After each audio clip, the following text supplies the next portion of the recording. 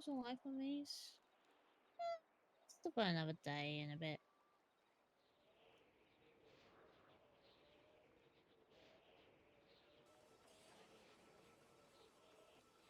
Mm.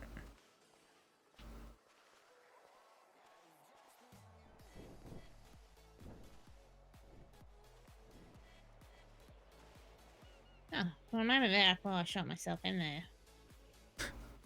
That's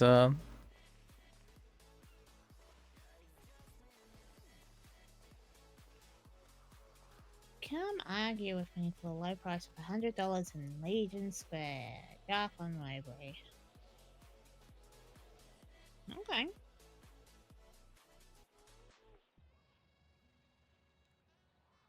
The question is, what parking lot do I want to take this to?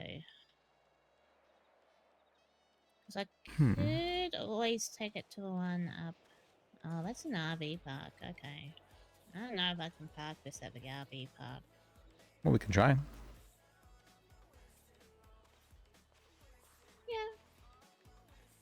Alright, I need to take down my full listing.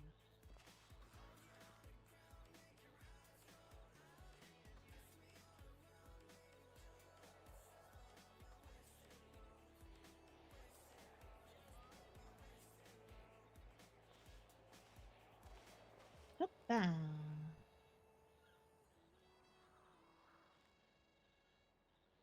Okay. Okay.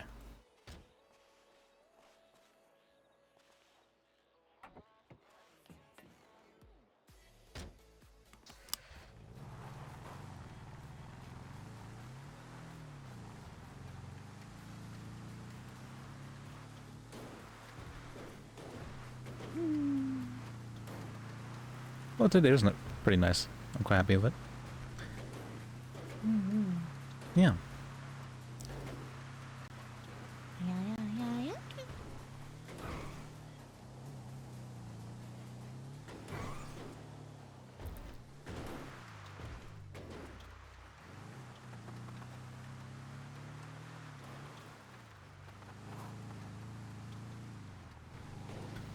I guess maybe the alternative would be trying to get the this one upside down too. Yeah, but that's gonna knock the sign off of it. It is gonna be pretty hard cooking on the burner when it's upside down. Also, there's a fryer in here.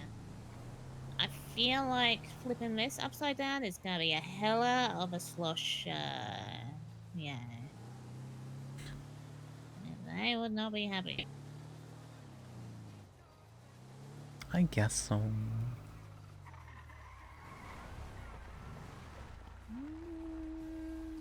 How much does Burger Shot sell their shit for? Should be the same as the button. Yeah, but I never remember the fucking price. I think it's about $78 for the Bloody Bale. Let me see.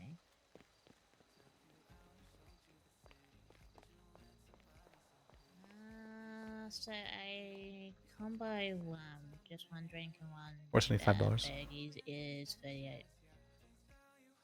Okay, so I'm still more expensive than them at least. You said you're more expensive than that? Yeah. Hmm.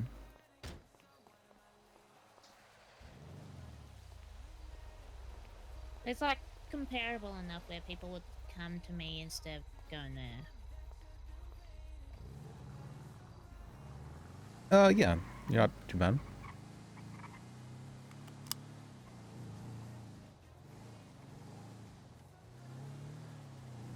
But you don't want to see the... Oh, wait, it's here? Interesting. There's one up north too. In Grapeseed, you mean? No. Polio. Oh, okay.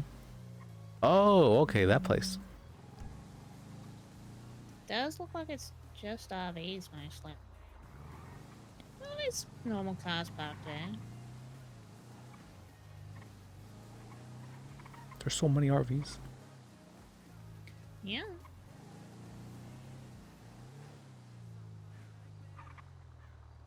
there's even like a little loo there for people to use.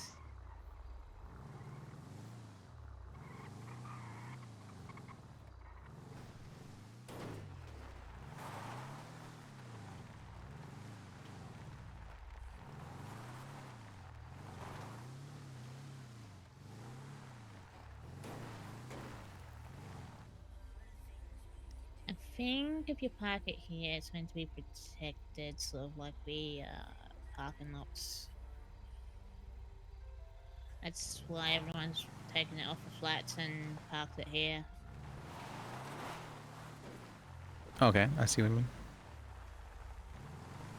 Maybe that's what someone was trying to do, because at some point while my arm was broken, someone had tried to flip my van over, my RV over. Like I got to it and it wasn't upside down. Huh. Yeah. So you had to do it again? Was that the reason why you had to do it again? Or Yeah. oh, okay. Uh, Who would do such a thing? I That's have to do it again. I don't know. I don't know what was going on. It could have been just someone, you know, trying to get into it, because I think I can. Or it could have just been the valets being weird and saying, hey, yo, we can't see your shit. You need to fix this, because, like, I couldn't get into the storage, so.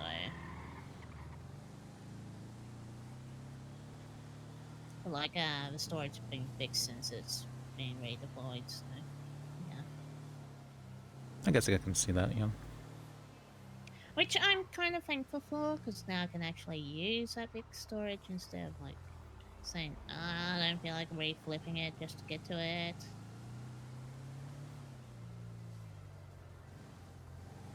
That's a fair bit of storage I was missing out on just because I didn't want to reflip it. Hmm. Oh, what storage is that? The RV one. Oh wait, you can't access it if it's flipped? No, so a while ago it would be a bit weird after a storm and you couldn't like see the storage box. But like yeah, I guess they managed a way, you know, to find a way to make it not wash away with the storm, so Okay. Well, looks like things are. Oh yeah, is there a reason why you didn't park it up there, or is there no way to? I'm not keeping my food van out there for people to nick. Well, can you not like pay the guy for? I could not see any guy up there, so I wasn't I seeing don't that know if anyone it's as like well. a general like area for people to park and it's fine, or what. I'm getting too tired to fucking sit there and figure it out. All right, I can feel you on that. From what I've heard, someone is trying to get a parking lot set up there. So, they intended it on that strip of grass in between the main road and the main sandy area. So, once that gets put up, I'll probably end up doing it there. But it's probably going to be a personal one, so it'll be a little bit more expensive to park there than up here.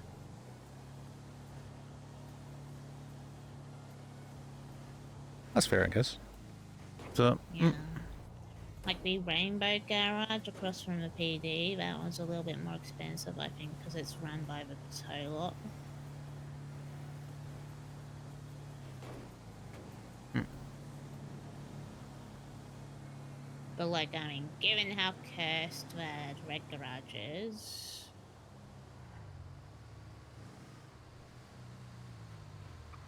it is very cursed. So that's whenever. Mm, Hmm.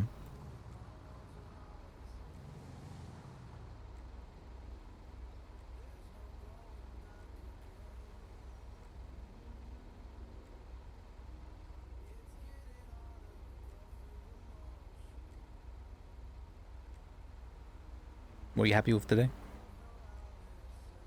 I mean, yeah, like, I was expecting it to be dead all night, but it did pick up for a good while there.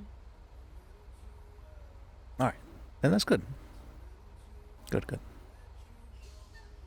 Then I'm happy for you. Okay. Couldn't have done it without you. You probably could have, but I mean, you're the one that helped get Wombat onto it, and true. yeah. So you're such a scaredy cat to even ask people for help. It felt like I was being a bother to them, but Wombat was like, she made a point to tell me, hey, it's my job, and that did sort of help a little bit. Yeah, because Wombat is great at that. She's like one of the best people persons I've ever seen, honestly. There's like a good reason why she was the secretary for WTF for a long time. Yeah. Yeah. Somehow, me and Wombat had a decentish relationship. Dude is gonna get hit. I convinced her to I convinced her to break up with her boyfriend, kind of accidentally. Yeah. Well, what happened was that or what had happened was that I was talking to her, and she was talking about how her boyfriend was very rarely ever had time for her, and how she didn't see him very often and they weren't doing things. But she understood because he had his work at the hospital, and so that was his priority and all that. And so I said to her, it's like, These well, people have DMV. Oh, I forgot shit was gonna be up here. Grapeseed DMV. He's probably not at this one. who's not this one? God damn it. Remember how one of the dudes that came in said he was gonna check out the Grapeseed DMV? Yeah. And work there for a little bit? I forgot about that. I didn't realize there was a grapeseed DMV, but well, we can do it tomorrow. Or Yeah, I'll do it tomorrow. see, I wouldn't mind coming back tomorrow. Yeah? 2 days in a row? Could do, yeah, 2 for Oh my 1. Yeah. gosh.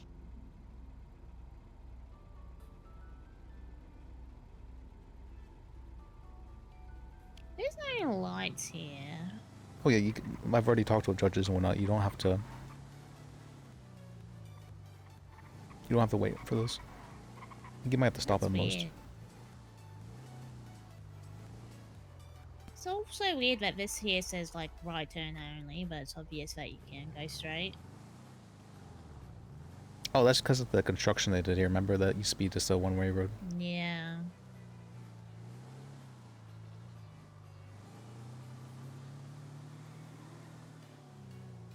Okay, the next thing I want to do is buy the van that sort of matches with the the food truck fried out combi bullshit. The van? Yeah, so combi van. The surfer van. I don't know what you're talking about, honestly.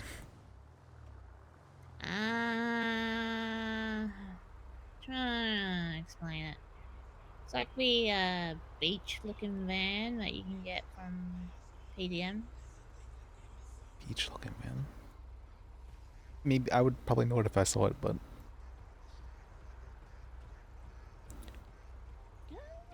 oh, I know which one you're talking about. Actually, I remember now. That one is Moonbeam, I believe it's called. Huh? Moonbeam.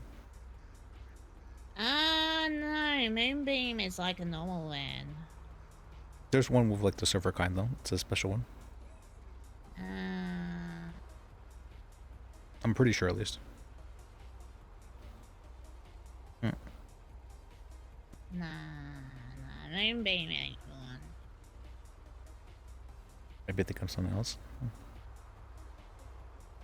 Yeah, I'm pretty sure it's just called like BF Surfer or something.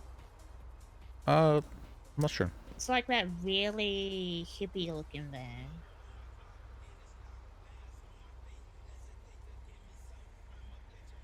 Yeah, How much is it? What's the cost of it? It's like 10k. Oh, huh.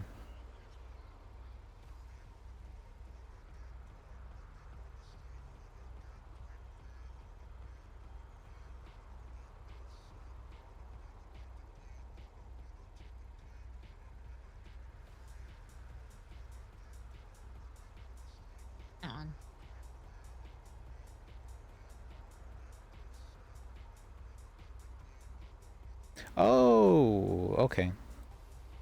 Yeah, I think I was partially right because it does look like the moonbeam of it. Uh, I'm pretty sure that's just like a Don't custom look like moonbeam. I that. forget the name. What? No, this one was a German name. Um, I don't remember it. I only remember it was a German name. It's a weird one. That's the moonbeam. Oh, that's moonbeam. Yeah. I was thinking of the one you sent me the picture of though. I'm pretty sure, but I don't know. I remember Yeah, it's that one's I just remember a like German name. called Surfer.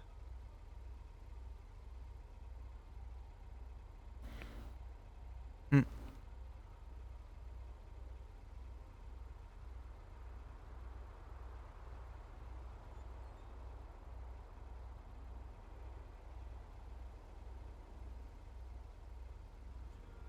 Yeah, it's the BF.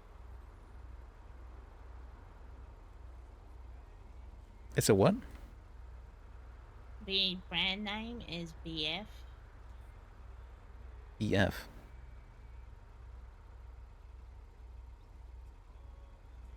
BF what?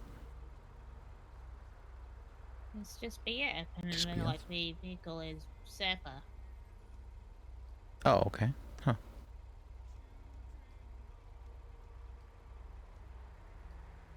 I must be thinking of something else then. It's been so long since I worked at PDM out after all. Months and months.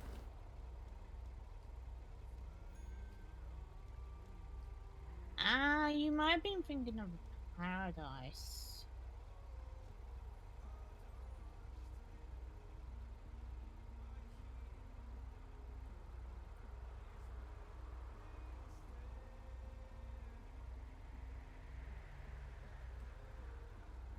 Oh, I remember that one too. That sort of looks like the moonbeam. I think that was the one I was thinking about. Yeah, the Bravado Paradise.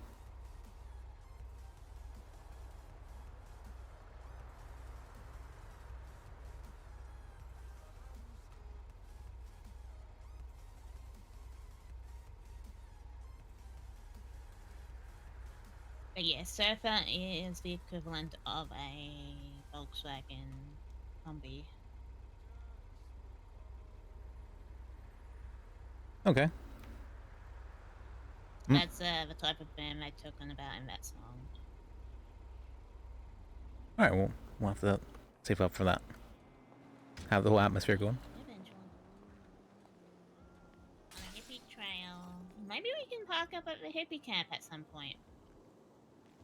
B camp? Oh, you mean the way up where of the Yeah, with the alien stuff on it. Yeah, Yeah. yeah, yeah. On It's a not jam. hippie trail, head full of zombies. We could dress up as zombies. Dressing up as zombies. Yeah. The interesting one. And a strange lady. She made me nervous. Do you reckon I make people nervous? Sometimes you make me nervous. But like in a good way. That's Oh. Alright. Oh? Yeah. Oh, really? Mm-hmm. Just a bit, that's Come here. Come on, are you scooping me? Yeah. Then scooped. It's painful watching you try to jog to keep up.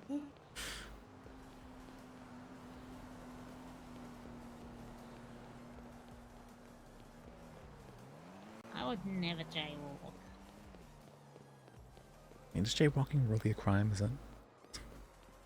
It's Victimless a crime. gateway Victimless crime is what it is. crime.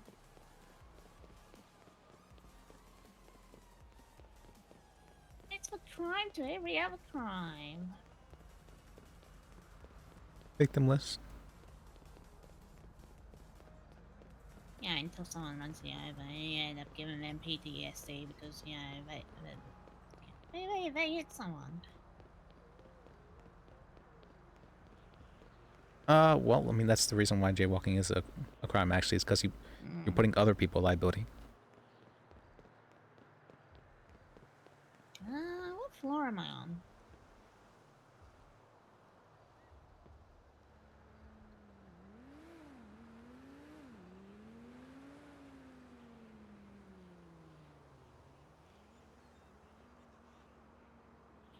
Yeah, it stuck me on the top floor.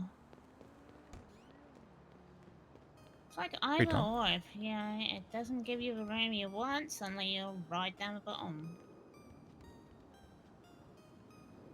Mm. I missed you. Missed it too. I was trying to keep it a surprise until you were around so I could show you the van. Yeah, it was very cool.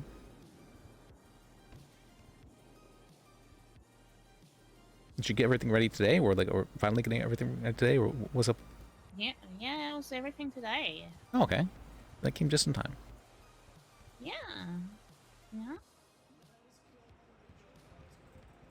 It's been a while, but it's always nice hanging out. Mm. Mm. Sorry. Mm. Yeah.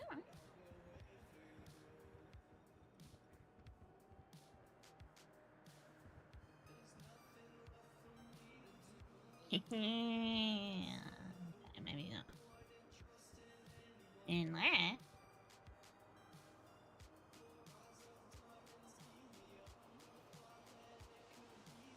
Oh my gosh, it feels like I'm awake almost an hour later than I have been lately. What's wrong with that? Kinda. As long as things are interesting, right? Might as well keep going. Usually what I say. Oh. I don't know if I want to like fix up my menu to be the bright one tomorrow, or if I want to do the Tuesday menu. Because there's a good one tomorrow. It's meant to be with steak pie and peach melba. Although my drinks, they're both like milk based. Is that why it took you so long? You were making a menu for each day? No, that didn't. That's not what took me so long. Oh, what took so long? City Hall. Okay, you were just waiting on them. Is what happened. Yeah, because I've still got like a few days left to finish the packaging on. Like I haven't done the fish and chips or the beef and beef yet. Okay. I've nearly finished the packaging for the Sunday roast though. I do need to do the packaging for the pup cup though, but that's gonna take 2 seconds because I've already got cream from the desserts. Okay. Well, I mean, if you have everything, rather than mostly ready to go, I mean, I think you can kind of feel it out. You know, everything doesn't have to be perfect. I know you like it to be perfect, but it doesn't have to be. I know that feeling of like, you know, it's not perfect. I need to fix it. But sometimes if you just kind of let things go, take a step back, it can be quite nice.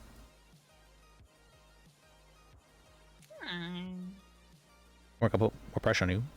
Why is it not perfect? Why are you not perfect? No, I think something that's perfect is something that doesn't grow.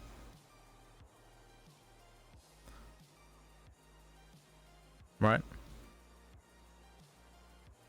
Well, you don't necessarily need to be perfect. You just need to be trying to be better.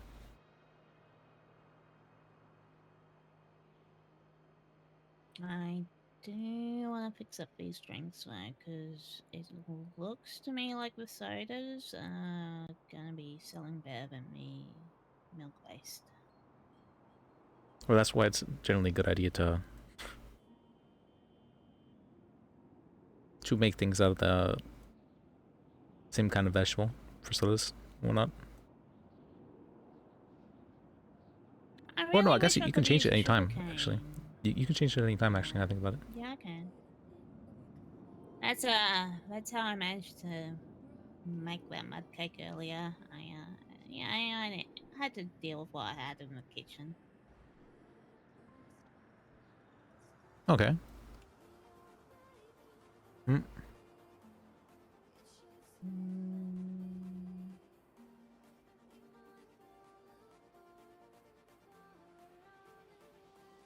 Well- drinks can I have?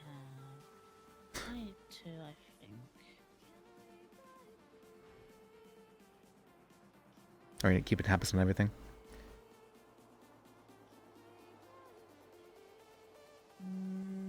So I know I have a cup of beer staple along with the sausage sizzle, but Hmm.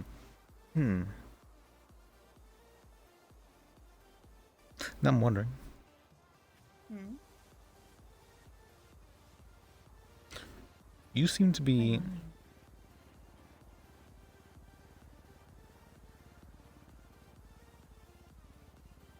Hmm? I seem to be. I'm not sure. What do you mean?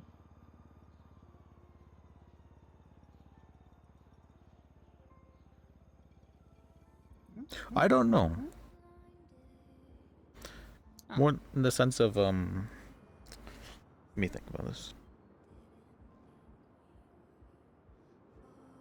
Hmm? We seem to be.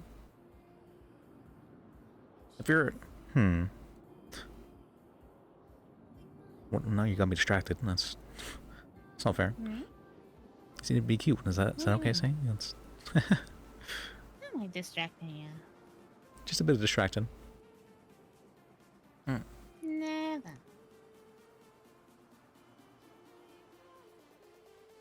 To give you.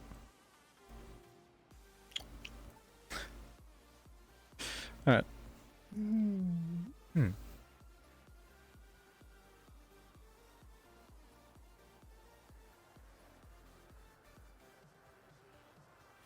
Never finished your sentence. I never, because I'm not sure what. I feel like I don't know a whole lot about you, and so I'm trying to learn, but I don't know how to. Yeah, I mean, I kind of feel the same about you, but like, Well, you still very happy to be around you. It's sad asking questions sometimes. this is maybe might be bad of me, but I have a so things I like, I have a great desire to like learn more about them. All right.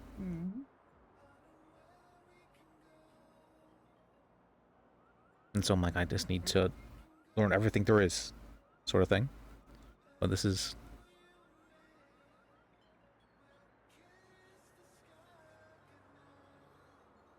What was it called? Curiosity? I guess that'd be the term. I have a very large amount of curiosity, and so it ends up. Very large. Yeah. Yeah.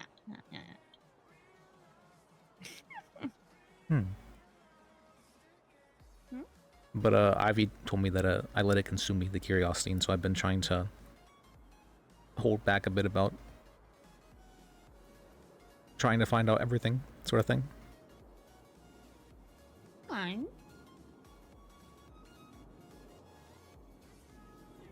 It's called it's because it's a dream I had actually. This is based off a dream. Do you have dreams at all? Like ones that you remember quite strongly or anything like that? No. Nothing, huh? You have any interest in dreams or anything like that? Let me see. Yeah. I mean, I'd like if I had them, but yeah, I'm not gonna be upset that I don't. Sounds like some of them haunt people, so. Well, sometimes you can have very nice dreams. Let's see. Don't even dream when the best thing I have is, right here. Well, thank you for that. I appreciate you. I love you. Love you too, Liz. I feel like dreams are our brain's way telling us like kind of who we are, what we're feeling, that sort of thing. Deep down.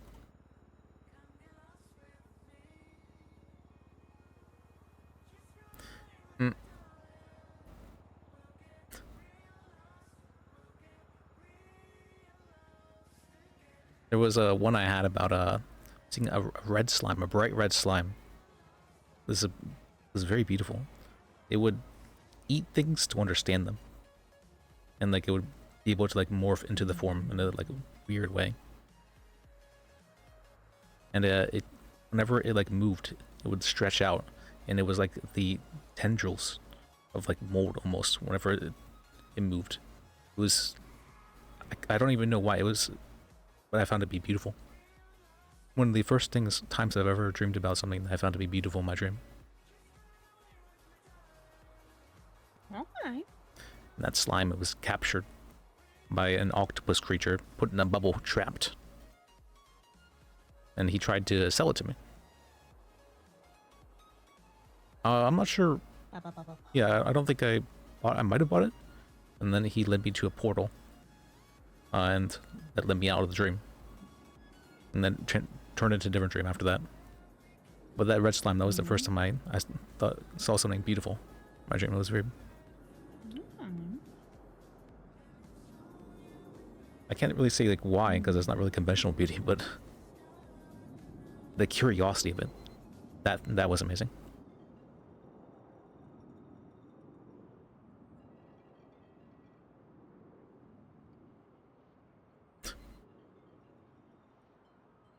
Let's see, I've written down here. It's desire, it's hunger, it's mimicry, it's body patterns. More than anything else, its curiosity was truly beautiful. Yeah, I can hear a red slime. Sometimes.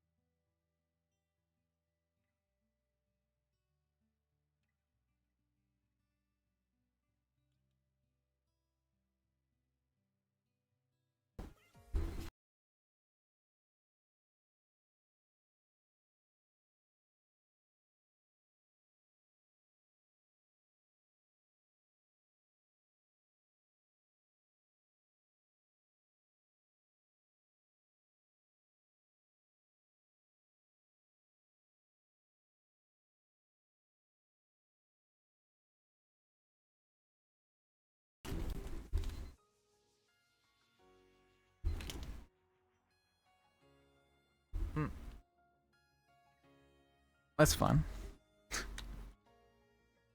That's fun. I wasn't one. I have to.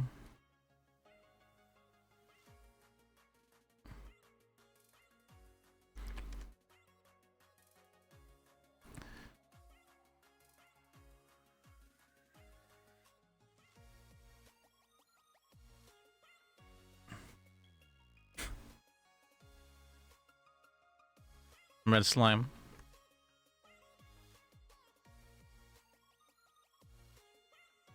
Jiggle jiggle.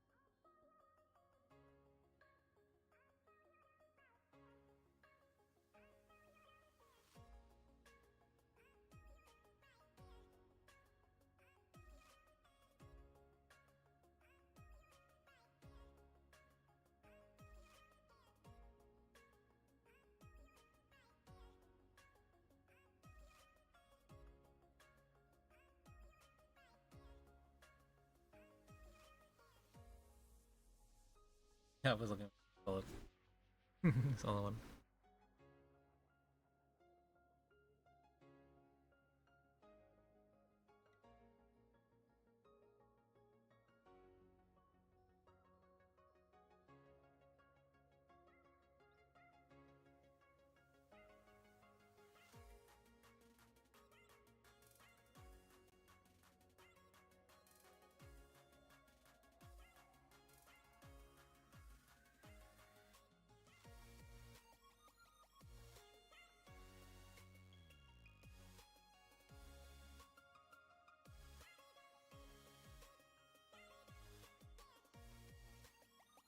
Yep. Just have to.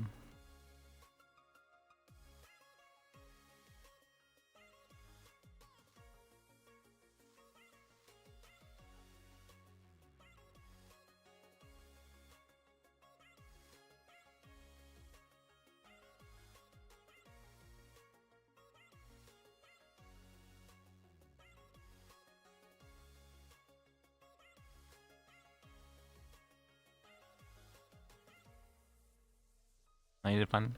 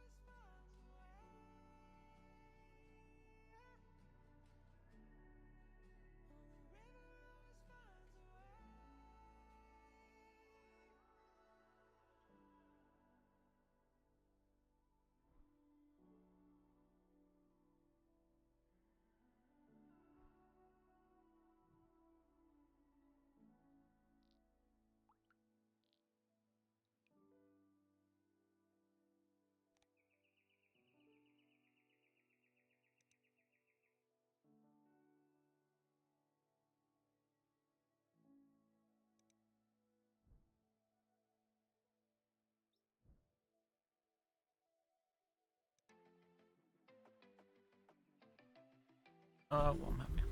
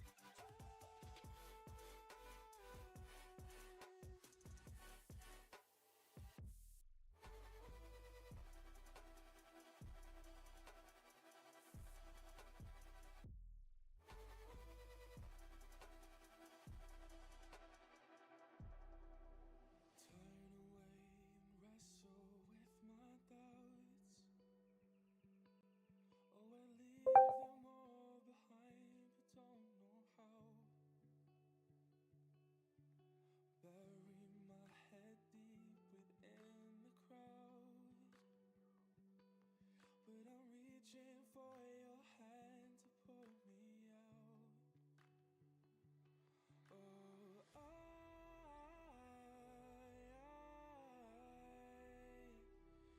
are you the one when I try to look, I wish I'd find? Oh,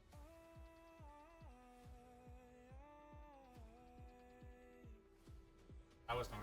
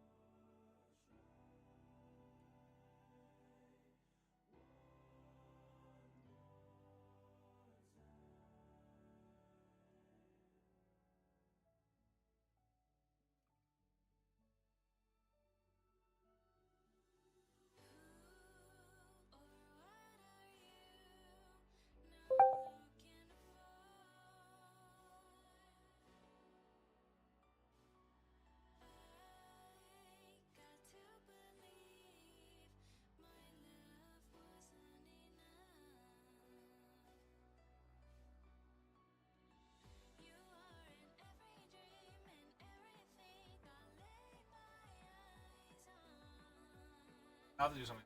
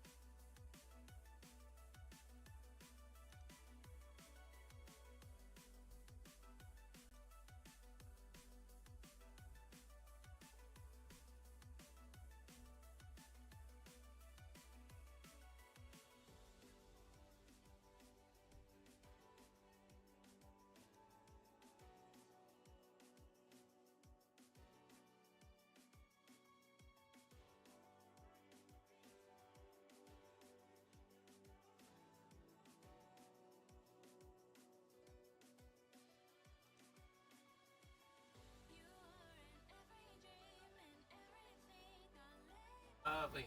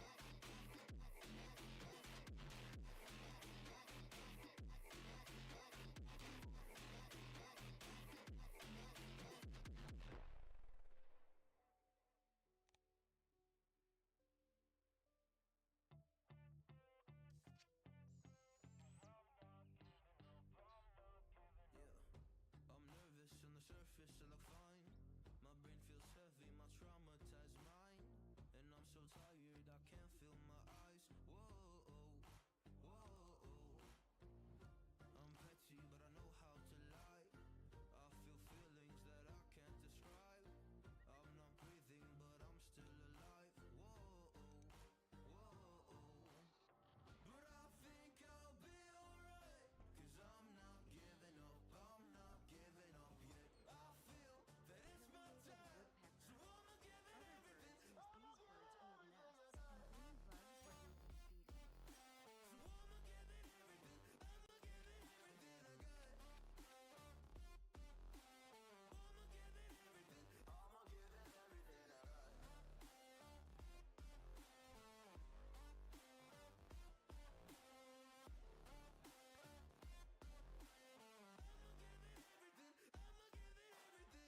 Why do I still have hope?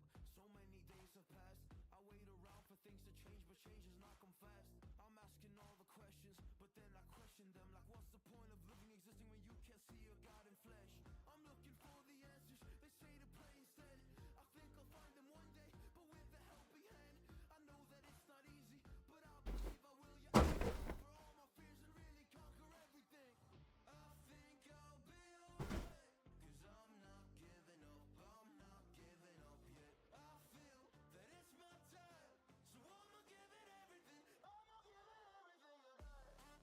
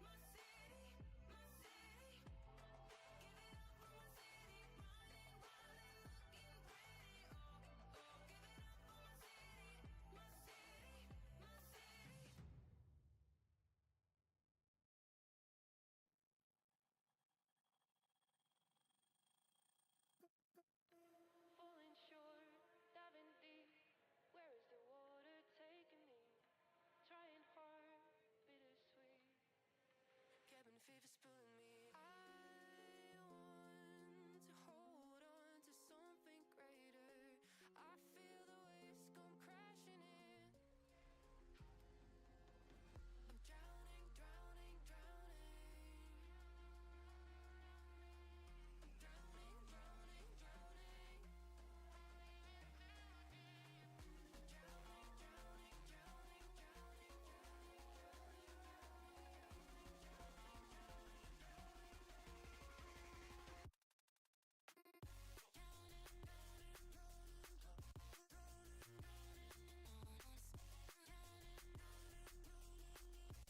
drowning. I'm drowning, drowning, drowning,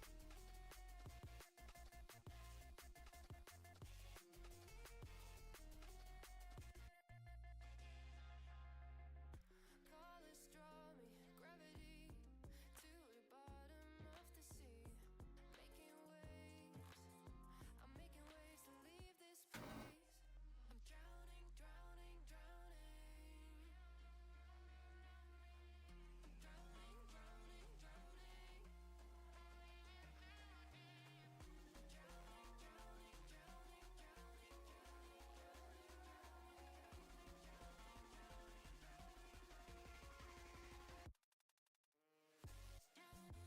Drowning, drowning, drowning,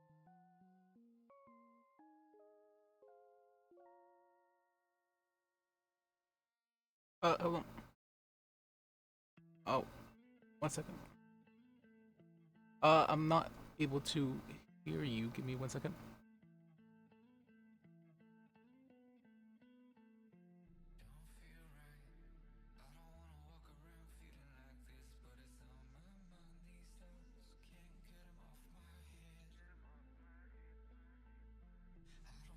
Is it playing through different speakers? Oh, I think it is playing through different speakers.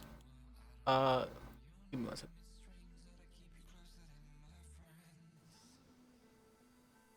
You may need to sign out and sign back in. All right, there we go. Can you hear me now? There we go. Success. Sorry. We'll take No that first. worries. All right. Adventures in teletherapy. Yeah. How are you? Good. How about you? Hanging in there. No complaints. Alright. It's nice to meet you. I'm Krista. Nice to meet you too.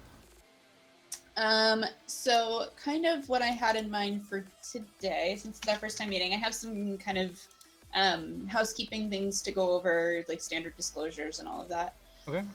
And after that, would like to get to know who you are as a human, what brought you to therapy. I looked over some of your notes, but want to hear it from you. It's different to hear it from somebody than it is to read another clinician's digest. And answer any questions that you have about me, let you know kind of what my approach to therapy is, what I think, like how I think change happens, all that good stuff. Okay. And then kind of turn our attention to like what would make this worthwhile for you. Does that sound okay? Yeah, sounds fine. Any questions before we get started? Not at this moment, no. Okie doke. Okay, so in terms of housekeeping, you should have gotten an intern disclosure. And let's see, you were seeing Jacob Perry, Dr. Perry, so you kind of know how this goes. But I am an intern, and what that means is that I'm in the final year of my training, and I'm working under the supervision of some of the licensed psychologists here on staff. Practically speaking, that means that they may occasionally pop into session just to keep an eye on me and make sure that you're getting the services that you deserve. And I will discuss your case with them in supervision again, just to make sure I'm doing the right things. Related to that, I may occasionally ask your permission to record a session. Again, that's for my purpose, or for the purpose of my training, so that I can take that video back to supervision with my supervisors and they can see what I'm doing, and kind of help with my training. You're under no obligation to consent to that, and refusing consent does not change your ability to receive treatment or anything like that. If you do consent, it's only for one session. I would have to ask for your consent again at each subsequent session, and even within the session to which you've consented, you can withdraw consent at any time. No harm, no foul, stop the recording, delete it. Speaking of those recordings, they are stored on a HIPAA-compliant share drive here at the office, and they will be destroyed at the end of my training year. That's all the recording stuff. Other than that, everything that we discuss in session will be between you, me, and your medical record, which means that any members of your care team, because my notes are part of your medical record, any members of your care team, like your PCP, and anyone to whom you give access to your record via the proxy function on the portal will have access to my notes. There are some limits to that confidentiality. For instance, if you were to become involved in some sort of legal proceeding and your records were subpoenaed because my notes are part of your record, then they could become exposed that way. Otherwise, if you tell me that you're having thoughts, or not thoughts, but you have a plan to seriously harm or kill yourself, then we're going to have a conversation about whether or not I need to break confidentiality in order to keep you safe. It will never be a surprise. It's going to be a conversation. It's not like you say, I've been thinking about killing myself, and I'm like, oh, nope, off to the hospital. That's not how that works. I want to know kind of where you're at, and it'll be collaborative. Likewise, if you tell me that you have a plan to seriously harm or kill someone else, then again, we're going to have a conversation about whether or not I need to break confidentiality to keep them safe. And last but not least, I am a mandated reporter in the state of Pennsylvania, which means that if you tell me that you know of ongoing abuse to a child, an elderly person, or someone who's otherwise vulnerable, for instance, with an intellectual deficit or something like that, that means they can't advocate for themselves, then I'm required by law to break confidentiality and report that to keep them safe. Any questions about all of that? None. Pretty standard. Yeah. Okay.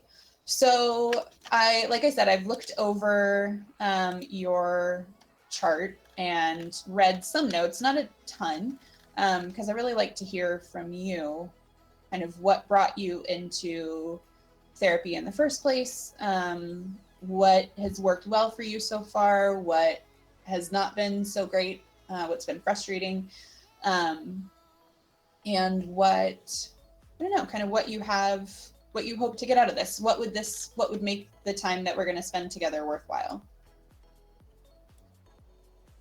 That was a lot of questions. Would you like me to make them one at a time? Yes, please. Okay. So what brought you into therapy in the first place? I think it was recommended it by my psychiatrist. She said that I should maybe see about receiving therapy to help with my social issues I might have. And Okay. so I said, oh yeah, sure, I can maybe try that. And at the time, I was having a fair amount of social issues. Like I was just having a lot of conflicts with people I knew without really realizing it, without knowing that like I had said something wrong per se, or like understanding that I had maybe hurt somebody in some way. It wasn't really, I didn't really understand it. And so with the therapy, I was hoping to maybe get skills to like help with that, and as well as stuff like impulse control, I believe it was, that I realized that some of the stuff I did was an impulse rather than something that I wanted to do. And I wasn't aware at that time, and so I was hoping for stuff like that to be able to understand better about that kind of stuff. And how to deal with it. How has that been going so far? Let's see.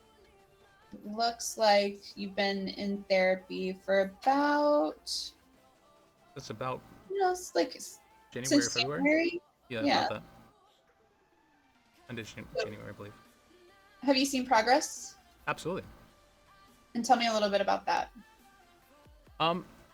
Probably the biggest ones, I've learned better ways to like ask questions. I've learned better ways to understand things. I've learned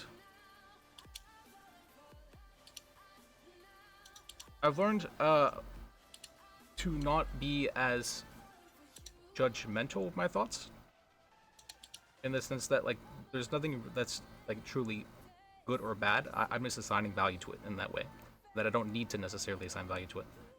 And so for that reason, I can, if I don't assign value to it and I look it up pretty objectively, whether or not that I can continue or discontinue whatever action. Sort of Okay. thing. And so how you said that you kind of initially came to therapy to work on some social difficulties. Yes. How has sort of releasing, like taking on a more non-judgmental approach, and kind of it sounds like trying to approach ideas and other people from a place of openness and curiosity, like how has that shown up in kind of your social experience? I've always done that. That part hasn't changed. What changed was I realized that I was taking actions that would be offending people or hurting people, and I didn't realize it. Okay. I didn't understand why someone might get angry at me for doing certain things, or why the certain thing might be taken a certain way whenever I didn't say that, or why people might assume something about me whenever I wasn't making claims like that or something like that. And so I was, yeah, I myself have never really had problems with people unless they're like being like hostile towards me in some way.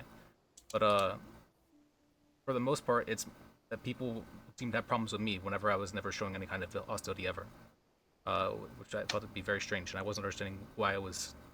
It was pretty consistent at the time, or why it was that the case. Okay. And so I think our goal at the very beginning was if I could go, I think it was 2 weeks without bothering somebody. If I could go 2 weeks without bothering somebody. That was our goal that we had set. Okay. Yeah. Yeah. Realize when you're doing something that upsets others twice per week.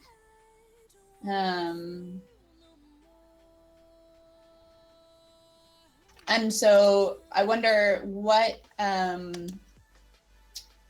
skills or practices have kind of enabled that awareness.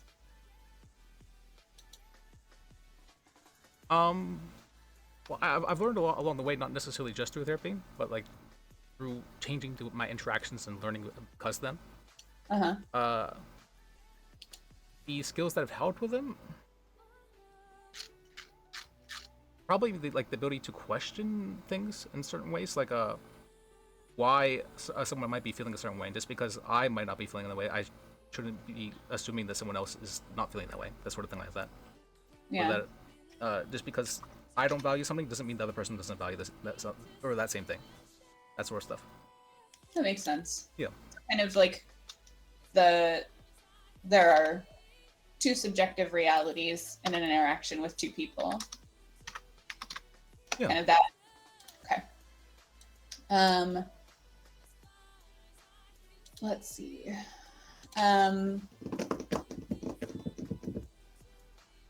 So the other goal on your treatment plan was oh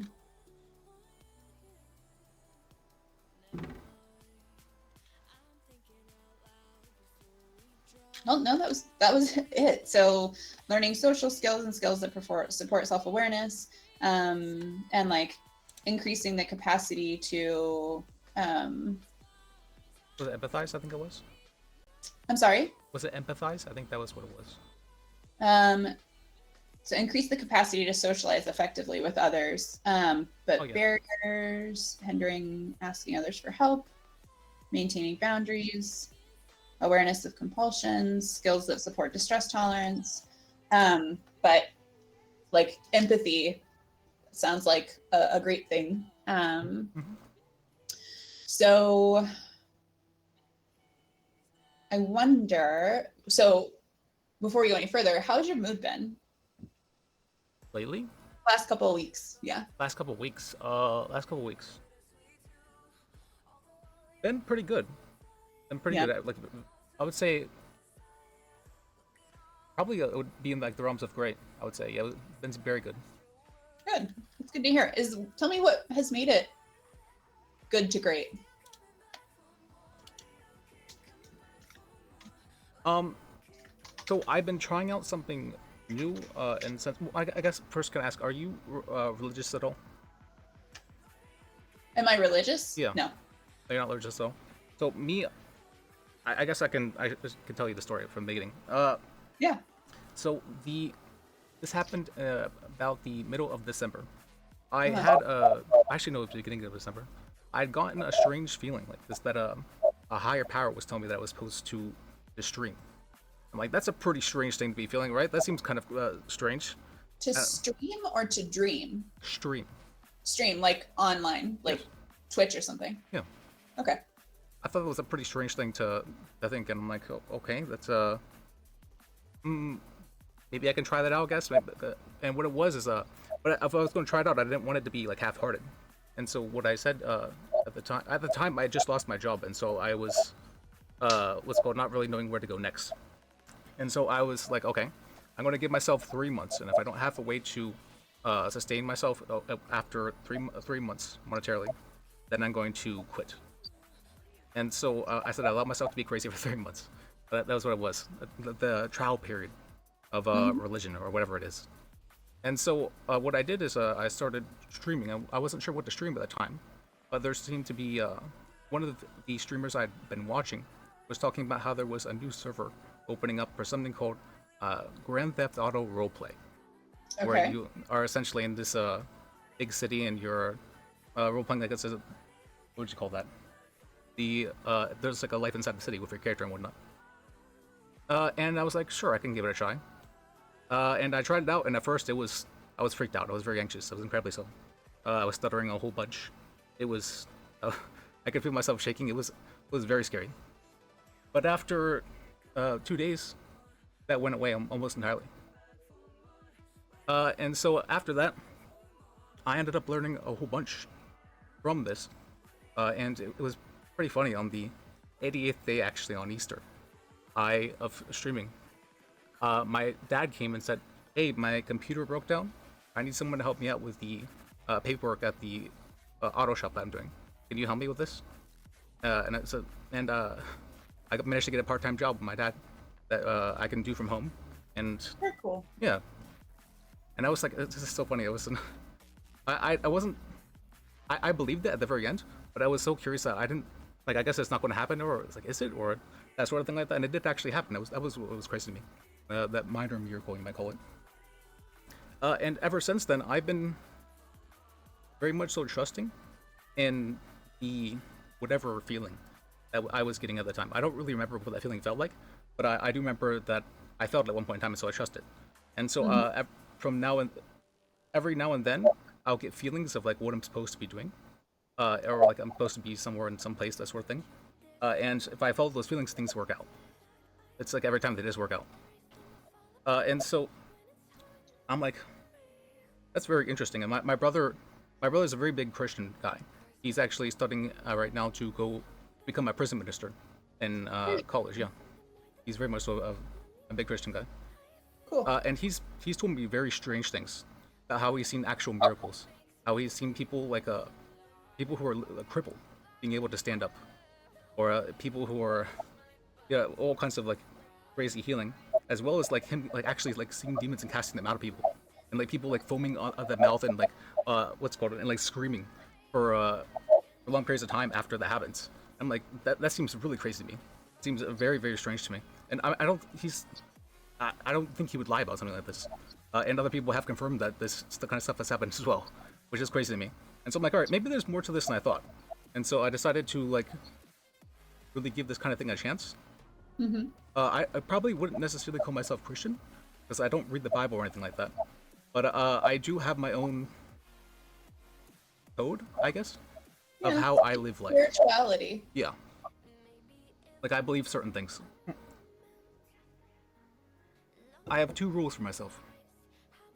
One is to not spread evil, and I have a specific definition for evil. That definition is that trying to cause suffering, for your own benefit. And so the trying part there implies intentionality, And the for your own benefit part is, so I don't believe in spanking children, but if a parent truly believes that spanking their child will help them in some way, I don't think that's something that's evil, even though it's causing suffering. Yeah. But I do believe something like insults. If you're insulting a person to their face, you're trying to cause them to suffer in some way. So that would be like an evil act. Yeah.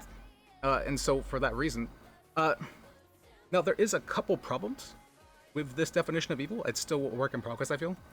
So if you were to take this to the end, the conclusion of that belief, as long as you're not trying to cause suffering, or if what's called the suffering isn't benefiting yourself, you could justify a lot of things, a lot of probably not so good things.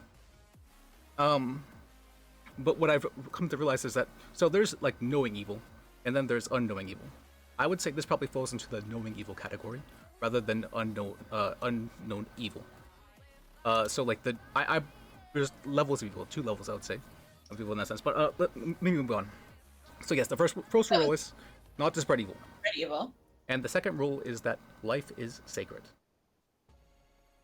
Now I don't really know what that means. I have been trying to understand it. I've been trying to learn what that means.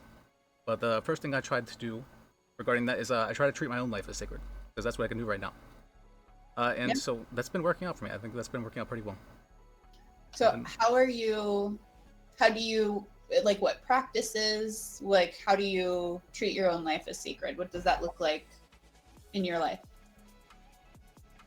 I care for myself, I care for others, and I try to better myself all the time. And what does caring for yourself mean? Kind of practically speaking, what does that look like? Eating healthy, The exercise? exercise, not as much as I'd like to, but I do exercise some. Yeah. What's called eating healthy is a big one. And I try to, I've been doing a whole bunch of research in that regard as well, like stuff like, I'm not sure if you heard of something called acrylamide. It's present in all cooked vegetables. And it is actually an immunotoxin, a genotoxin, and a neurotoxin. It's very much so not good. It's a carcinogen as well, and like lowers fertility in men, and lowers the development of babies in the womb, and outside the womb as well. It's very, very, very bad. And I've never even heard of this kind of thing. And it's in all cooked vegetables, which is crazy to me. Mainly the more starchy ones have it. And so I was doing research about that kind of stuff, and as well as the like any kind of cured or smoked meat, that kind of stuff is very carcinogenic. It has a very high chance of causing cancer. And so by doing my best to like cut that kind of stuff out of my diet completely, like I just won't eat it for the most part. It's hard to do with the acrylamide because it's so prevalent. Like even in bread, it's a prevalent. So it's in all bread. So that's it's hard to go about and like not just consuming it all. Yeah. Okay. So it sounds like lots of learning. Kind of a new practice of trusting your intuition and also connection to a higher power. Kind of, I guess, yeah.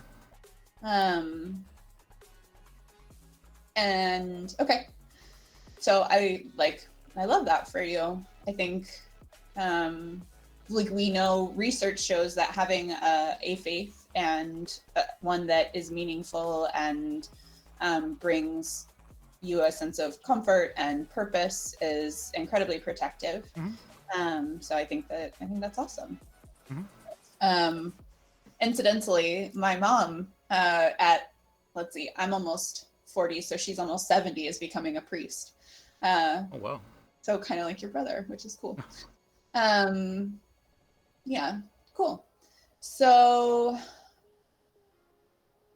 what else do I want to know? So tell me like who you live with, how you grew up. So you mentioned you have a brother. Do you have any other siblings? I have 2 brothers, both younger than me. The brother I was talking about before was Diego. He's the middle child. I think he's 2 years younger than me. Yeah, 2 years younger than me. And I have a youngest brother who is much more autistic than I am. He has like a speech impediment, and it's very clearly like autistic. Yeah, higher support needs. Yeah, he's not.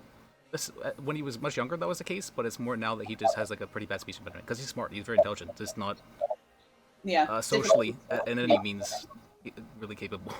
Sadly. Yeah.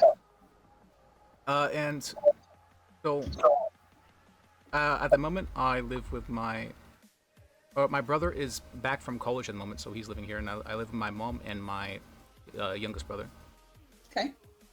as well as my cousin, who my mom took in after their mother OD'd, and their father was like in prison for like child abuse, a bunch of nuts other stuff, but she took him in. Sounds like service to others and like caring for others is kind of a family value.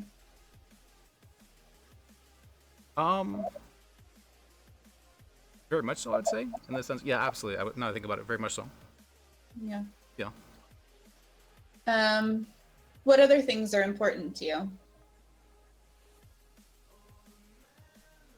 I believe that. I guess like streaming is very important to me. I've been doing that pretty consistently. Not every day, but probably about 5 days a week. Of doing that. Well, I streamed much more at the beginning, but I tried to do at least like 6 hours every time I do stream. And I've been doing that pretty consistently since December. And so I do think that's something that I consider to be important. The other thing is social relations. I've never really. When I was younger, I dropped out at around basically 14 or so. Dropped out of school. Yes. I was originally doing cyber school, but I just didn't even like bother doing it essentially. And then once I was old enough, I just actually dropped out. It was what happened. I've got my GED, so that's not something that's what's called. I have the understanding at least of it, but the social aspect that you learn in school, I feel like that's probably the most important part of school. I didn't really learn that part, and Yeah. so for that reason, I feel like a lot of stuff is I've had to learn more recently because I haven't had a whole lot of interactions with people. Yeah. And so what will be the term for it? With streaming and with the GTA roleplay thing, that I've had to interact with a whole bunch more people, and I've come into conflict with a whole bunch more people. I didn't actually realize, like, I didn't think I was that autistic until I actually started like talking to people, and I'm like, oh wait, this is apparently this is something that's very noticeable. I had no idea. I just thought it was like a fairly normal. But other people seem to like, yeah, you're definitely a bit off in some ways. I'm like, what? I don't know. I always thought that my way I think it was pretty normal. Yeah. But one of the things I did notice is that at the very start, I tended to I would cause a lot of people to end up like really hating me, like to like a strong degree. Like hate's like a strong emotion, so it's like, how am I causing people to do this without doing anything that's hostile? That's what seemed very strange to me. Like I can understand maybe like if someone's like physically taking actions in some way against you, or like being hostile, like really hostile every time you're talking to them. But if you're not doing that, how could you really end up hating somebody? That's not something I really understand. But it was happening very consistently, which was very strange to me. And so I'm clearly doing something that's causing these people to hate me. I'm not sure what. And so that was one of the biggest reasons, because at that time that was one of the biggest things I was experiencing, and I wasn't really okay with it. And so I was like, all right, this probably needs to change, and I want some help in this regard. And so I've been doing very much so working with the last therapist. I'm sorry, I forget his name. But yeah, I've been working with him. I'm not gonna know names, but It's okay. I just feel bad about it because I worked with him for so long and I don't remember his name. But Jake. the thing I've been working on is that I've been trying to do better about making sure I understand if I'm bothering somebody, or that if what's it called? Because clearly, if they're like showing signs of like strong hatred, I've done something before this that caused it. So I'm trying to figure out, like, stop that from happening in the first place, because something's really clearly causing it. I'm just not sure what exactly. And I've managed to reduce that quite substantially. Pretty strongly at that. But at the same time, I've heard people refer to me, not fairly consistently, but like I've heard a few people refer to me as very polarizing, in the sense that people either like really like me or they really dislike me, which I was like, that's kind of strange. That's a very strange thing to say about someone. I don't think I'd really say that about most people. Well, I don't know. I think if you'll excuse pulling a quote from the Bible, like, hot or cold, if you're lukewarm, I will spew you out of my mouth. I think it's better to be like, recognizing that polarizing is not always awesome because we want to promote unity, and I think that that would be in line with not promoting suffering and things like that, but also like being very sure in who you are and not molding yourself to fit other people's expectations. Some people are going to like you and some people aren't. And also recognizing that those kinds of extremes, maybe like that's not the most useful way to go through life. Sort of eliciting those very strong reactions. It can it can make life more difficult. So, what were you able to ascertain what it was? Like, I'm assuming that it was something behavioral that was, were you able to ascertain kind of what that was? So I've noticed small things. Mhm. One of the things I noticed is this is one I noticed more recently. Not even something I noticed. I had it explained to me. I was very thankful for this by someone who originally had hated me, but what's called. But then they eventually ended up realizing that I'm not like, I guess, bad meaning or something like that, and so they were willing to speak with me about this. But they said that if something is funny to me, that doesn't necessarily mean it's funny to someone else. And so I think maybe there might be like jokes I've made that were or maybe I'd offended people or something like that. I didn't think I really did anything to like too crazy, but Yeah. So social awareness, kind of like. yeah, kind of, I guess, in that sense. Well, I wasn't really aware of that because usually when I do a joke, I think it's funny to me, so I would hope it's funny to someone else. But I never really considered about like that. I should be considering if this person would find it funny rather than if it's funny to me. And so that's something I've been trying to do better about. It's mainly so I've found that I have a really hard difficulty with including that other people can help me with like solving problems. That's not something that like comes up in my line of thinking whenever I'm trying to like solve a problem. It's just not there. And I only realized this like whenever I was trying to find somebody, and I realized that I could have just and someone said to me, it's like, oh, you can just call them. And I was like, I hadn't even considered that. That was something I hadn't even realized I could do that. I'm like, huh. I can ask others for help in that regard, but it's not something that even comes to my mind though. And so I'm like, okay, this probably needs to change. I need to be able to at least consider the possibility of others helping me in some way. Okay.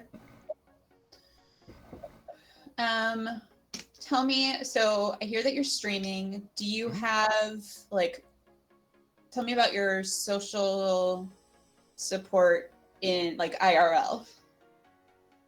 I have my brother, who's probably my biggest social support. Yeah, Diego. Yeah. And what's your brother's name? Did you say? My youngest one is Anthony. Say it again. The youngest one is Anthony. Anthony. Okay. Yeah. And I would say that I have my mom as well, but it's mainly my brother, my middle brother, Diego. Yeah.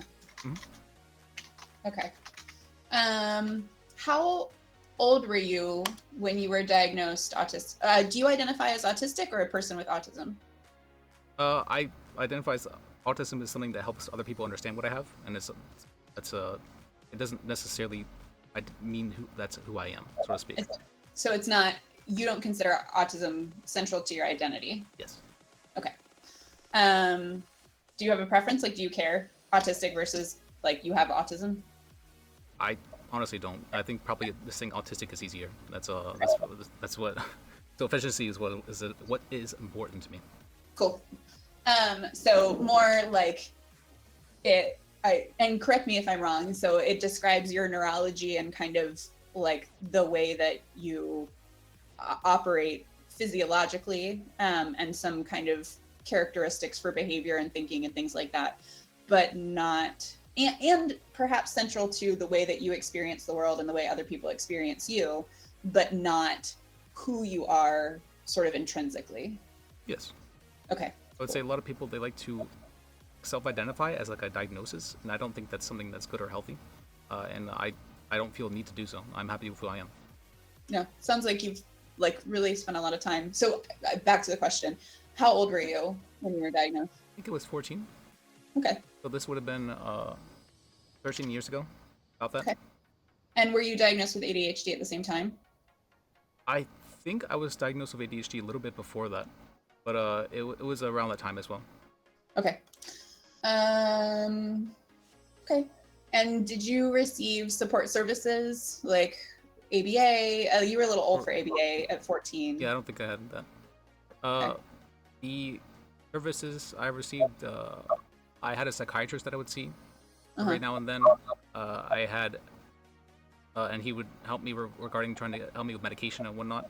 Yeah. I was on Vyvanse for like 10 years, Yeah. and that very much so helped me. Are you still medicated for ADHD? Yes, Trying I take Adderall at the moment. I don't know. Okay. It's easier to get than Vyvanse. Yes, and Vyvanse is much more expensive, and I lost my insurance and all that. But the any other help about that? Not really. Okay. So I want to let me organize my thoughts. Want to briefly check in on suicidality. So I see a long history of no risk, no history of like even passive wishing to be dead, wishing to go to sleep and not wake up. No. Okay. Maybe when I was much younger, like when I was like a hormonal kid, but no, nothing in a very long time. Yeah. Well, in that middle school, I don't know if it was middle school, but middle school is brutal. So sounds good. Let's see. You have a current Cope Ahead plan. It was developed in May, so that's still relevant and accurate. It sounds like you have some. What I'm hearing is that you're finding a lot of meaning in life right now, that you feel like you have a purpose, that you're experiencing kind of widespread growth in a lot of domains, and that things are going really well. Does your mood tend to kind of fluctuate a lot, or is it, so you said that it's been good to great for the last couple of weeks. Has it been pretty good for a few months? Or does it tend to be kind of high highs and low lows that can sometimes come with ADHD, because people with ADHD tend to feel their feelings kind of strongly, although sometimes, like not always, but some people do. I would say the very much so the high highs and the low lows are much more common than the most of the time I feel like I'm a fairly mellow person, and I have difficulty understanding what I'm feeling. I was supposed to talk with you about that. I wanted help about that kind of thing to understand like what I'm feeling. Sure. That was, Do you know the term alexithymia? Yes. Okay. Cool. Okay, so a little bit about me. I am also autistic and also have ADHD, and my research is in autism. So right now I'm studying adult autistic sexuality, because autistic sexuality has typically been understood within kind of a deficit or pathology context, where like neurotypical sexuality is here and then autistic sexuality is divergent and less than. I take a neurodiversity affirming framework, where different, not worse than, and that's a strange thing to think. Like the mismatch, it's the mismatch in functioning. So where like like I don't know that you've had the experience, but typically when you get a handful of neurodivergent people together, whether they're ADHD, autism, something else, some other flavor, they kind of like can typically understand each other better, and they have similar social habits that are sort of intrinsic, whereas neurotypical people, it's a mismatch in both communication style and in neurology. It's a bunch of different stuff. Yeah, I hadn't noticed that, but I think you'd be right. I noticed very quickly that people who are like more on the spectrum were very much so easier to communicate with. That would help almost greatly whenever that was the case. But I did, now that you point out, I did notice that for people it tended very greatly in like how to communicate with them, and like what kind of things that that might offend someone, or but be perfectly okay with somebody else, and whether or not like, what they value. That just all that is changes greatly depending on the person. But for people who have certain neural divergent, you said, who have that kind of thing, tend to be much more open, I guess. Maybe open's the wrong word, with what they're feeling, or like how they're going about things, or what they're thinking about, that sort of thing. They're straightforward. I find that neurodivergent people tend to make things explicit, whereas neurotypicals Correct. are more Correct is the implicit. word, yes. And like so in my personal lived experience, I know that the rules are there. I know that I'm breaking the rules because I can see how people are reacting, but I don't understand what the rules are. And I don't know where the lines are until it's too late and I've already crossed them.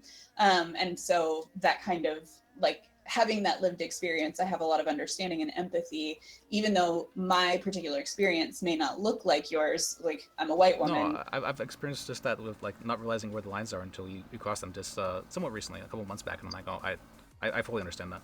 Yeah. The what's it called? The other thing I want to say is I see you doing this thing where you try and you try not to speak in statements. I am okay with statements. You're okay to say, it sounds like you're feeling this way. That's okay. You don't just. I'm hearing this. That's not something that bothers me. I know it bothers some other people, but it doesn't bother me. But Yeah. I also know that I try and change my statements as well because I know some people it really, really, really matters for them, and so I try and do that as well. Yeah. I do a lot of, so part of it is checking for my own understanding, and wanting to reflect back and making sure that I am and actually hearing what you're saying and what you're communicating, and not like, because I do have my own lens, my own filter, my own understanding, and I want to make sure that I'm really truly understanding and encoding what you're saying as you mean it, and not like to kind of decrease that risk of misunderstanding, because of my lived experience often. And I also find that it's helpful in therapy, and in life in general, in any social interaction, like feeling, I think, both for a patient and for like just me as a human, I think it feels good to feel understood and seen, as I am and as you are, and to have that experience. Like ideally we'd like to be able to validate ourselves, and not rely on other people for validation, and like that feels really good to have somebody else reflect that back to us and like, no, that makes sense, it's not all in your head and you're not crazy, that kind of thing. Yeah. Because life as a neurodivergent person can be very invalidating, when you're constantly either explicitly or implicitly being told you're doing it wrong. To be told like, no, the way that you're experiencing that and what you're thinking and feeling and seeing really makes sense to me. So I found one of the most devastating things was that you expect outcome A and you start to get outcome like 3. Then it's like it just feels like something's so outside there that you just had no expectation of it, and it ends up, I don't know, it just feels very devastating when something like that happens. Especially because you often can't, you didn't predict it, and that experience may or may not have predictive validity for another experience. And we tend to make rules based on experiences in the past. We should do this. And then even that, like having made this rule and having had that experience, acting in accordance with that experience and what we learned, it doesn't prevent another negative outcome in the future, which like it can be really disorienting. It can be it's really difficult. So yeah, and feeling like I don't know about you, but feeling like the goalposts move often. Oh, absolutely. It's crazy making. Okay. So we're pushing up against time. Let's see.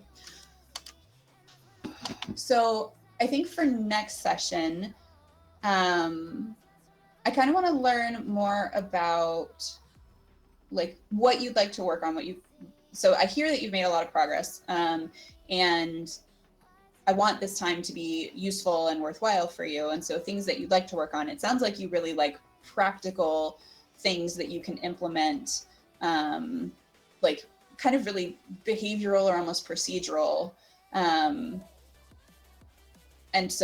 skills, which like, cool, all about that. I basically say like, a lot of people, they have this like innate understanding of certain social rules, and I'd like having them explain to me because I don't know them instinctually. Yeah. But they don't know how to explain it because it's instinctual to them, and so Yeah. sometimes they'll slip up though, and I can learn it. is what I'm finding, and so that's it's helpful to me. Yeah. Okay. All right. That yes. There's a lot of like social scripting, and so I think you're kind of up against two challenges. So one is the like autism in and of itself makes us miss that implicit social structure and those rules. It's just invisible. And then in addition to that, the kind of like your particular experience having had less contact with like the normative social development because you weren't in school from the age of 14, you sort of missed out kind of like, it's not all negative, right? Like you missed out on some of like being ostracized, the like what can be kind of little t trauma of not fitting in, of getting negative feedback, of, you know, like bullying and stuff like that. But also like missed out on the opportunities to be exposed to that and learn it through trial and error. So I hear that you interact with, we'll try to stop saying that, you interact with people online a lot through streaming and stuff like that. What about face-to-face interaction? So one, what do you have like outside of family? And two, is that something that you're interested in? None outside of family, and I don't really have a desire to. To be honest, I'm probably scared of going outside. It's not something I enjoy. It's why I've had a lot of difficulty, and I've basically can only had jobs that I can do from home, because it's I don't know, it's scary. Okay. That's what I can say it. Yeah. Yeah. Is it people? Is it new situations? Is it all of the above? The unpredictability? So I have this thing. So whenever I'm talking with somebody, I try. I'm. This is subconscious, but I find myself like trying to figure out like, okay, how would they might respond to this? What might they value? Is this okay to say? When might they be thinking about this? How might they react to this sort of thing? Or what is their reaction telling me? That sort of thing like that. And I'm thinking about that at all times. It's not something I do consciously though. And so whenever there is two people, that doubles. I have to do that twice. And as soon as there's three people, I have to do that 3 times. Yeah. 3 times is about the most I can get before it starts to feel overwhelming. So the cognitive demand of managing all of that. Yes. And so the more people in a room, the more it gets worse and worse. And Process. the only way I really have to deal with that is I have to disassociate in some form in order to be able to step back. Because otherwise it gets too overwhelming. Do you mask? I've heard the term before, but no, I don't. Okay. Again, that's a double-edged sword because it does allow you to move through society more easily and like present the socially acceptable or more socially acceptable version of yourself to others, but it is in effect dissociation because you're just kind of like, because it's a mask, it's not really you, and all of your effort is going into doing that thing instead of being present and experiencing the moment. But when I say disassociation, it's not only a way for me to cope, but it's also a way for me to lower stress. It's stress relief for me. So I've found that I disassociate this as like a form of stress relief for everything. That's just how I relieve stress, is through disassociation. Whether that be through reading a book and like feeling like I'm part of the book in some way, or what's called, or I guess role playing and some experience. It feels like it's not really me there, it's someone else in some form, and that's enough for me. As long as I'm separate in like some physical sense, that feels like it's enough for me. Because I don't have the constant demand of having to think about everyone else if it's not like really me there, so to speak. Yeah, and that is effectively, I often joke that sometimes I feel like I'm cosplaying a human. And that's kind of like, that's masking, but it's also role playing. It's kind of what you're saying is that like, it's not yourself. You're making yourself invulnerable by not giving them who you are, but giving them this version of yourself, or this version. What I found the opposite actually. So originally the character I had created was very different from me. Well, maybe not the most different, but he was definitely different from me. And a lot of people hated him. And I started realizing that the more aspects of myself I added on to him, the more people started liking him, and I'm like, that's kind of strange. The Uh, more they started liking you. Yes. And so once I once I just started essentially just self-inserting, I guess that'd be the term for it. Whenever I started self-inserting, people just started like liking me like a lot more, and like the hatred went away almost entirely as well. And I'm like, okay, that's kind of strange. Like if that's the case, then I can just roleplay myself. And apparently people think it's I've heard people refer to it as a very iconic character. So I'm like, okay, I'm happy with that. Feels very validating. Feels very like people are enjoying what I'm doing, and was really all I really wanted from that They're experience. doing you. Yeah. That's awesome. Cool.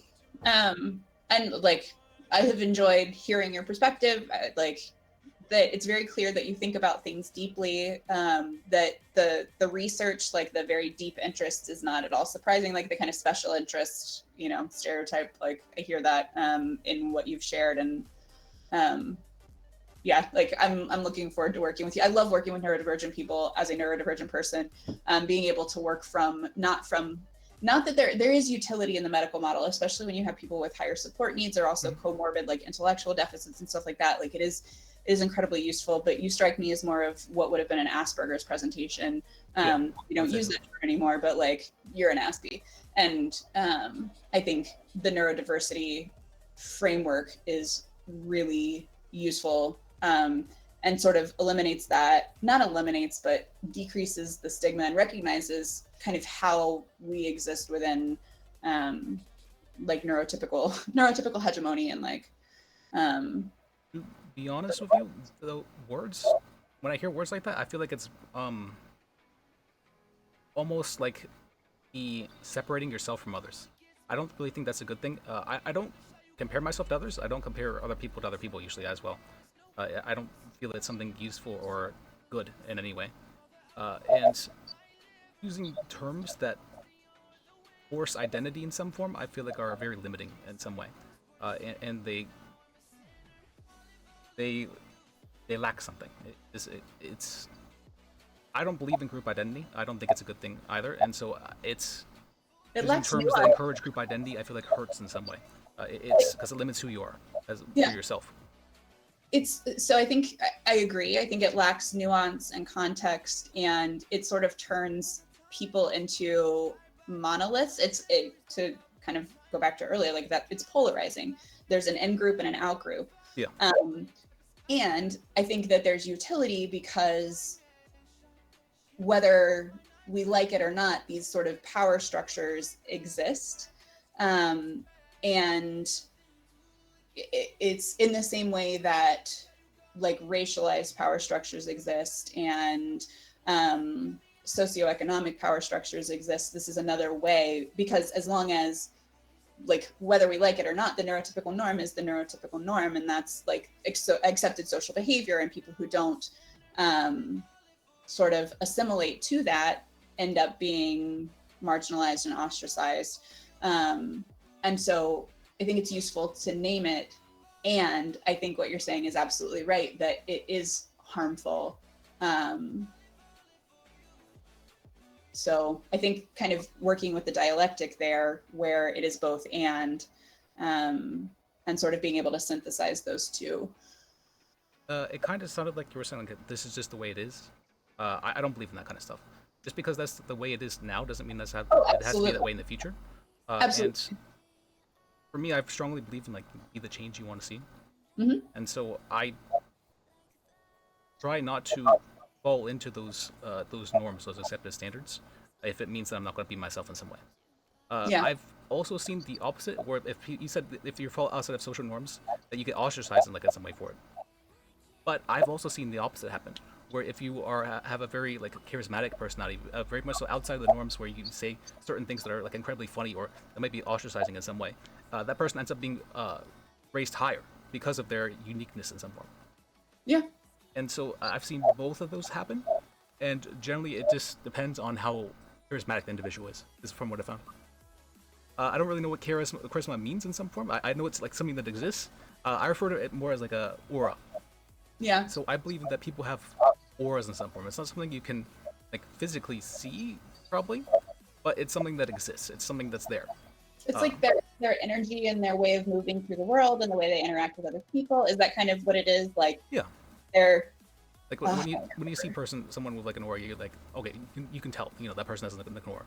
Doesn't mean Yeah. they always have the aura. Doesn't mean that that aura won't like change in some way. But from what I found, people who have that aura are generally like they're their own person. Is from what I found. They're very much so like they're confident in who they are. They're themselves in some way. And I don't think a lot of people exhibit that. A lot of people do feel more. If I were to use a more degrading term, like NPC, like in some way, they feel much more so conforming, much more so following, in some way. And I don't like that kind of stuff. I feel like group identity is something that is harmful in nature. Well, I mean, it can be useful for certain things. It can be useful for, of course, it wouldn't exist if otherwise. But Yeah. I personally don't like it. It feels very limiting in some way because I value freedom highly. To me, it feels limiting. I agree. And I think that you're right, that it abridges personal freedom and it limits creativity and self-expression and the ability to be authentically and unapologetically yourself. I think when there's a lot of pressure to conform to a norm, so much richness is lost. And I think in a lot of ways, sort of social media has driven that forward at an unprecedented rate. So for next time, because we are out of time. I just see what you say about social media, though. It very much so increases the rate of information spread and everything else as well. I understand. Oh yeah, like it's again, like I love context and nuance. I think unfortunately it's hard to communicate efficiently and include all of that in, which is like a reasonable time frame. Yeah.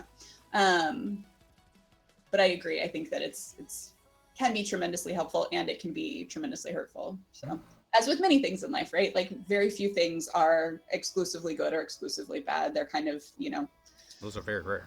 That's what I would say, yeah. Okay, so for next time, I would like to, I'd love to hear what you would like to keep working on and really just what you want to keep working on, and how you learn best and what you'd like to get out of our time together. Okay. All right. Let me see. I want to make sure. I don't think we have any more appointments booked, and so I want to get some more on the schedule. We do not. So 2 weeks from today is the 20th. Is the 9 a.m. time good for you? Sure, that probably works. Okay.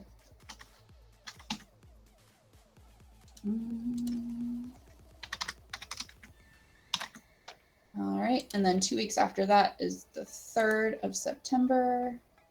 Make sure you don't have another appointment that day. You have another appointment at 9 a.m. with Sharon. Oh, she's my psychiatrist. Psychiatrist. Yes. Okay. So we can do. I think we can do later that day. Would 10 a.m. that day be okay? Probably, yeah. Should be Okay. a marathon. So video visit with her too. Yes. Okay. 9-3 at 10. All right. I got those two in. And I will see you in 2 weeks. Any saved rounds? Saved rounds? I was background is military before this. Was it? Interesting. Yeah. That's where that. I'm curious a bit about you, but I understand you don't have a whole lot of time. Yeah, But, go for it. Well, who are you? Who am I? Okay, so that's a great question. I grew up in Florida. I have 2 younger siblings. I'm the oldest. I have a brother and a sister. I grew up church. My dad was a music minister, so faith was a big part of my life at one point in time, but I kind of walked away from it. I'm also queer and non-binary, and have only recently in the last 4 years, came out as queer, and then more recently as non-binary, although I've known that I was queer since I was a kid. And so a lot of the harm kind of like growing up in the 90s, and like I remember when Ellen came out, and so there was a lot of like anti-gay rhetoric, and so that like sort of really impacted my relationship with the church, and a lot of so I have some stuff there and still kind of sorting through it on my own. I'm, like I said, I'm also a mom. I have 4 kids. I am sort of like I was married for a lot of years, and so I'm coming back, like recently got divorced 2 years ago, and so sort of refiguring out who I am on my own and in my own right. I like, let's see. I'm deeply empathetic. I feel people very strongly. And that's sort of how I navigate the world, because I can't see the social rules, but I can read someone's energy and their reactions. Like I'm very tuned in. I think it's pattern recognition. I'm very tuned in to how somebody responds. And so while I can't always understand it and what they mean by it, like I'm very sensitive to those shifts. And so that really helps me understand things. Sometimes my values, I really value authenticity, not like what I'm trying to instill in my kids. Like I want them to be good humans, and that means using their positionality and their privilege to help other people, not to perpetrate harm, not to be exploitative. Like those are like my history in the military, like service is a value to me. Like I want to be of service. I want to help other people. And like that caring very deeply is kind of central to who I am. I am sort of endlessly curious, although because of the ADHD, it's hard for me to really get into the deep, like it goes very deep, but not for very long, because then the dopamine wears off and I have to go find something else that's going to give me more dopamine again. Although psychology has been an enduring interest, because each individual person is their own sort of like a new experience, I love exploring somebody else's mindscape and learning how they think and how they experience the world and seeing things from their perspective. Yeah, who they are. So my approach to therapy is like if your brain exists for 2 reasons: 1, to keep you alive, and 2, to procreate, like period, from an evolutionary perspective. And so if your brain is creating a behavior, is causing a behavior, then there's a reason. And if we can figure out what that reason is, if that behavior is harmful or not like helpful, then we can find a more adaptive way to meet that need. And I really love collaboratively problem solving and like being curious together. I also think that people are the experts on their own experience. And so I'm never in a position to tell somebody what's right for them. I think people kind of have an intrinsic wisdom and knowledge about themselves. You can only help yourself. And at the same time, like I think I can be a useful mirror and an objective observer, a compassionate witness, to bear witness to someone's suffering, to someone's pain, to care for them, but also to sort of like, how's that working out for you? Like, I see that you're doing this thing and it's not getting you the results that you want. Like, maybe we should try a different approach. So I can see those kind of things too, but I find that usually people don't want to fix things, even if they say so. They don't necessarily want to. Well, yeah, the familiar is always more comfortable. I'm sorry, I didn't mean to interrupt you, but I was gonna say I'm kind of a weirdo in the sense that I try and I intentionally try and do stuff that like be familiarizes that I'm not comfortable with. Yeah. Because I feel like I grow from it. It just challenges me in some way. I agree. And I am terrified of heights. I almost didn't graduate from college because I had to jump off of a 10-meter diving platform. And I took up skydiving to kind of conquer that. So I'm constantly like, I love finding ways to push myself to do things that are uncomfortable, because I think that that's where the magic happens, is like growth happens when you're uncomfortable. You don't grow when you're doing the same thing again and again and again. Like you can develop skills that way, or like improve technique, but you're not going to sort of push your limits and expand like that kind of Yeah, you growth. go to stagnate in some form. That's what it feels like in there. Yep, I agree. All right, I will see you in a couple weeks. Take good care. If you need anything in the meantime, you can shoot me a message on the portal or call the office. All right, sounds good. It was really nice to meet you. I'm looking forward to working with you. It was nice meeting you too. Take care. You too. Bye.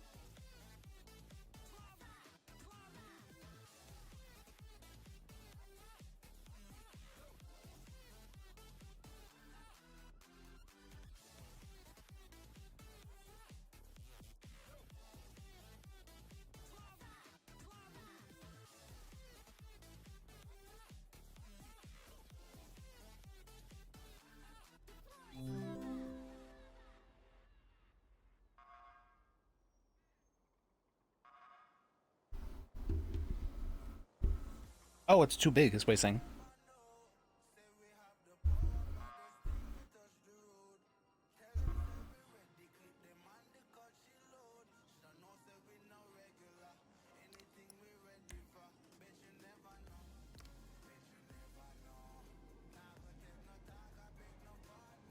Oh, you sing something.